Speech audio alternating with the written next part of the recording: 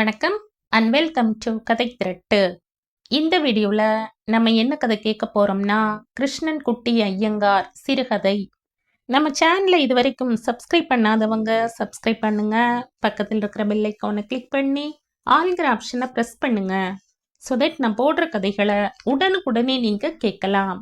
வாங்க கதைக்குள்ளே போகலாம். பங்களா களை கட்டி இருந்தது. இன்னமும் யாரும் தூங்கிய பாடில்லை. என் 3வது பையனின் என் 7வது பேரனுக்கு விடிந்தால் ஆயுஷ் ஹோமம். நிதிஷிற்கு 1 வயது. நேற்றுதான் பிறந்தது போல் இருக்கு. ஆயாச்சு 1 வயசு. வழக்கம் போல கிருஷ்ணன் குட்டி ஐயங்கார் தான் சமையல்.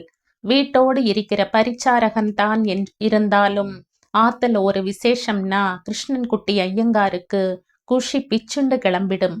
பிரதமன் அக்கார வடிசல்னு ஊருக்கு ஒரு வெரைட்டியா சமைச்சு குஷிப்படுத்திடுவார்.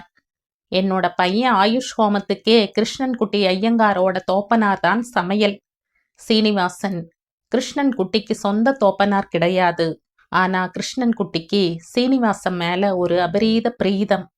ஒரு முறை சீனிவாசன் ஊருக்கு போயிட்டு திரும்பி வரச்ச கிருஷ்ணன் குட்டி அவர் கையை பிடிச்சுண்டு, சின்ன பையை கையில பிடிச்சுண்டு மலங்க மலங்க நின்னது இன்னமும் ஞாபகம் இருக்கு. அண்ணா, இது எங்க ஊர் பையன்தான். அப்பா அம்மா எல்லாரும் போன காவிரி வெள்ளத்துல அடிச்சுண்டு போயிட்டா. நான் ஊருக்கு போயிருக்கிறச்ச பார்த்தேன். ரொம்ப பாவமா இருந்தது. உங்களுக்கு எழுதி கேட்கலாமான்னு பார்த்தேன். நேரமில்ல. நீங்க ஒன்னும் சொல்ல மாட்டேங்கிற தைரியத்துல அழிச்சுண்டு வந்துட்டேன். சீனிவாசன் தயங்கி தயங்கி சொன்னார்.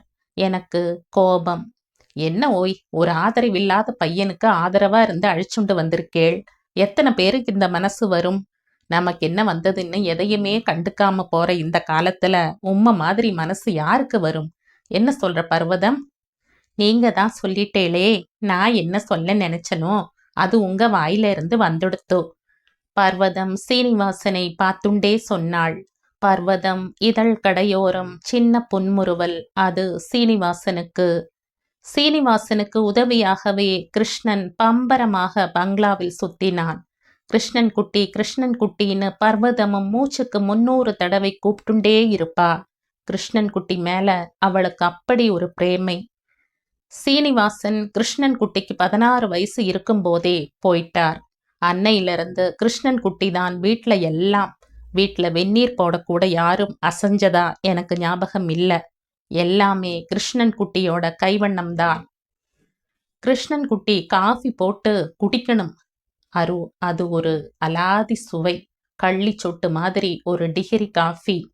வீட்டுக்கு வரவாளுக்கு காஃபி கொடுத்தா அவங்க கூட வெட்கத்தை விட்டு இன்னும் கொஞ்சம் காஃபி இருக்கான்னு வாய் விட்டு கேட்பா. குழந்தைய சாக்கா வச்சு எல்லாரும் ஆத்துல கூடி இருக்கா. யாருக்கும் படுக்கைக்கு போக இன்னும் மனசு வரல போல இருக்கு. ஹால்ல உட்காந்து எல்லாரும் பேசின்னு இருக்கா. ஸ்டார் டிவி பாட்டுக்கு ஓடிண்டே இருக்கு. கிருஷ்ணன் குட்டி எல்லாத்தையும் ஒழிச்சு போட்டு தன்னோட மாடி அறைக்கு போயாச்சு. பர்வதம், எல்லாரையும் படுக்க சொல்லு. காலையில எழுந்துக்க வேண்டாமா? சீக்கிரம். காலையில் ஆயுஷ் ஹோம நேரத்துல எல்லாரும் உட்கார்ந்துட்டே தூங்க போறா. எல்லாரையும் கிளப்பி விட்டு நானும் என்னோட அறைக்கு போனேன். புரண்டு புரண்டு படுத்தாலும் தூக்கம் வரமாட்டேங்கிறது. கொஞ்ச நேரம் மாடியில மாமரத்து காத்தோட உலாத்திட்டு வந்தா என்ன? மொட்டை மாடியில உலாத்துறேன். நேரம் போறதே தெரியல. எங்கேயோ கோயில் மணி சப்தம் கேட்கிறது. விடிஞ்சிருக்குமா? பால்காரன் வர நாழியோ? ரொம்ப நேரமா வாக் பண்ணிட்டு இருக்கேனோ? மொட்டை மாடி ஓரமா கிருஷ்ணன் குட்டி ஐயங்காரோட லைட் பொட்டுன்னு எரியறது. கதவு திறந்துட்டு வெளியில வந்த கிருஷ்ணன் குட்டி திரும்ப உள்ளே போறார். மொட்டை மாடியோட தவழ்ந்துட்டு இருந்த மாமர கிளை இலைகள் பக்கத்துல நின்னுட்டு இருந்த நான் அவரோட கண்ணுல படலை. மெல்ல அரைவாசலுக்கு போனேன். உள்ள நிசப்தமா இருக்கு.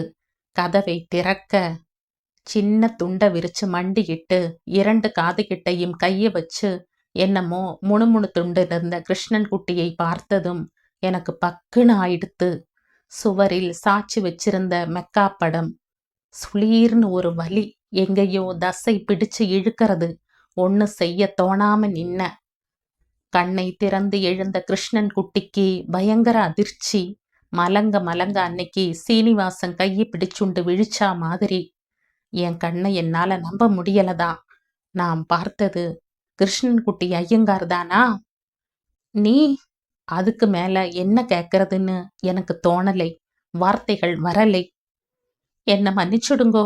சீனிவாச மாமாதான் அனாதையா அக்ரஹார தெருவுக்கு பக்கத்துல நின்னுட்டு இருந்த என்னை கிருஷ்ணன்னு பேரை மாத்தி அழிச்சுண்டு வந்தார்.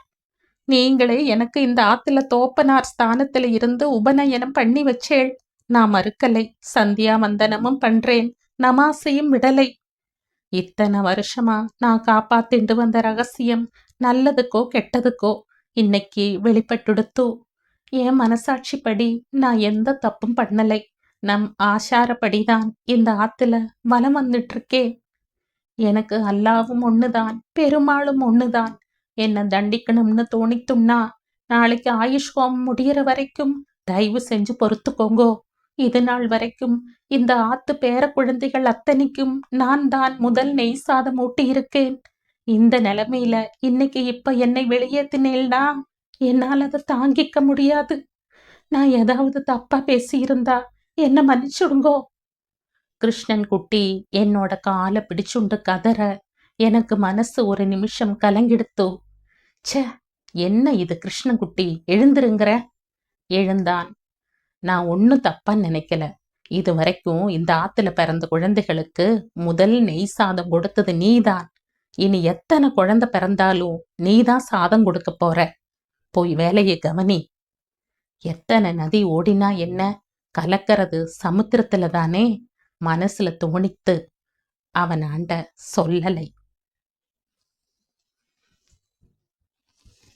2004ஆம் ஆண்டு வெளிவந்த சிறுகதை இது. இந்த கதை உங்களுக்கு பிடிச்சிருந்தா லைக் பண்ணுங்க, ஷேர் பண்ணுங்க, சப்ஸ்கிரைப் பண்ணுங்க. மற்றும் ஒரு இன்ட்ரெஸ்டிங்கான கதையோட அடுத்த வீடியோல சந்திப்போம். பை. தேங்க்யூ.